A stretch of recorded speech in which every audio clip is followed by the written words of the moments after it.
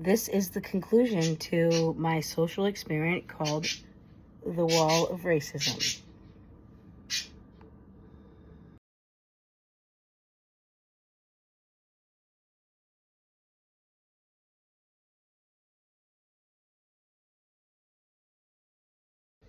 Initially, it was an accident, but let me hold on, back it up. I'm wearing my director's hat today. I was debating on whether I was going to wear the psychology hat because, there's my Spelman Award and I am well educated, but, I'm just going to be the regular, I'm a creator, I'm just a regular human being, an entertainer and a comedian and a lot of things. I'm a lover and a fighter and a warrior, but at the end of the day, I believe in justice. And I hope you guys do too. So let's get into it. I'm Serafina, and I conducted a real-time, real-life social experiment called the Wall of Racists. And during that time, I received a lot of hate mail. Bam, bam, bam, duh, bam, bam, bam, bam, bam. And I, reposted them and dubbed them the Wall of Racists.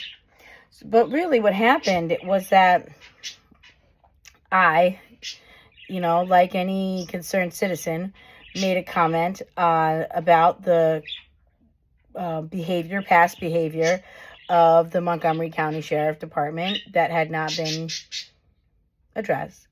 And while they did not address it personally, all their friends from their friend groups and their fans, or whatever you call it, followers, they addressed it in the comment section in a very, very racist way, prompting me to make a new comment, all the racists in my comment section, which a lot of black women, brown women, a lot of people, they can attest that this is happening, okay? So, and I put that, my goodness, some of these people, especially, well-meaning women who, of a certain kind of, they, post pictures of flowers and dogs and puppies and kids and stuff.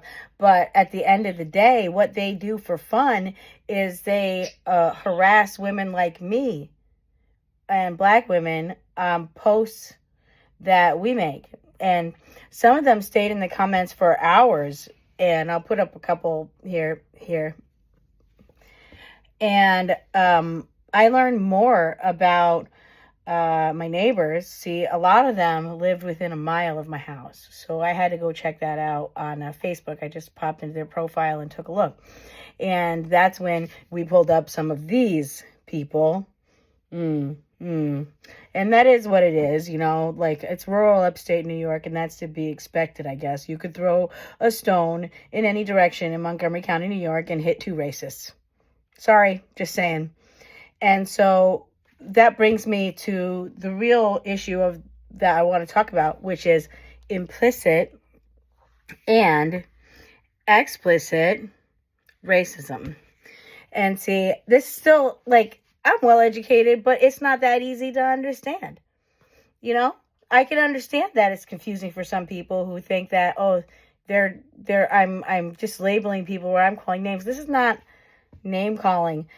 I have hundreds of people who have nasty things to say about me in comments across decades of the internet, okay? They all have one thing in common. They are somehow defending something about somebody that they see in themselves. But what they don't see in themselves is me, this girl. And so their bias, their implicit bias comes out in thinking that I don't have a right to have my own opinion about things that happen not only in my own life, but also in the world that we share. Nor do I have the right, in some people's implicit bias point of view, to have my own autonomy and disagree. And I suppose what would be also implicit is that I'm supposed to be nice to you, even if you not only vehemently disagree, but prove over and over again in your words that you don't respect me as a human being. This isn't about politics, and it's not about left or right. This is about human rights. This is about equal, dignity. This is about being treated with respect. We all go use the internet, and nobody wants to be. Well, anyway, that doesn't even matter. You know what? I'm expecting the hate. So then we get to explicit racism. Let me hand this to you. What that means is when somebody calls you the beep, the N-word, or beep, or beep, or beep, anything like that, right? Explicit. It's in your face. It's explicit. Makes it easier to understand. But most of the racism that people like I endure is implicit bias. It's implicit. Now, you can go to the internet and Google that if you want to, but I just wanted to show my conclusions. And I might cut and paste this a little bit, but my conclusion is this. While the police themselves don't present as openly racist, their actions show differently.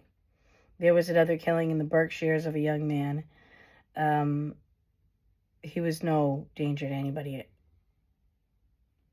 It's sad.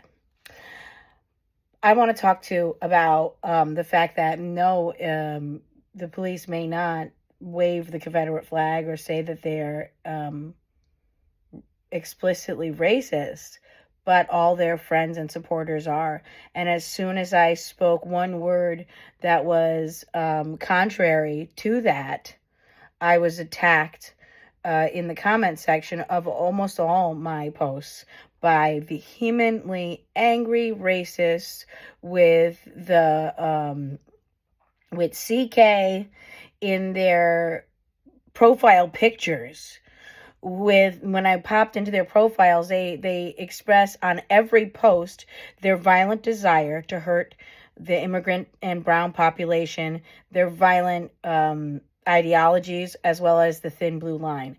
And what I want to know is the thin blue line a thin blue line between the people and the police? Or is it actually a thin blue line between the police and organizations like the KKK, the Proud Boys, and the Aryan Brotherhood?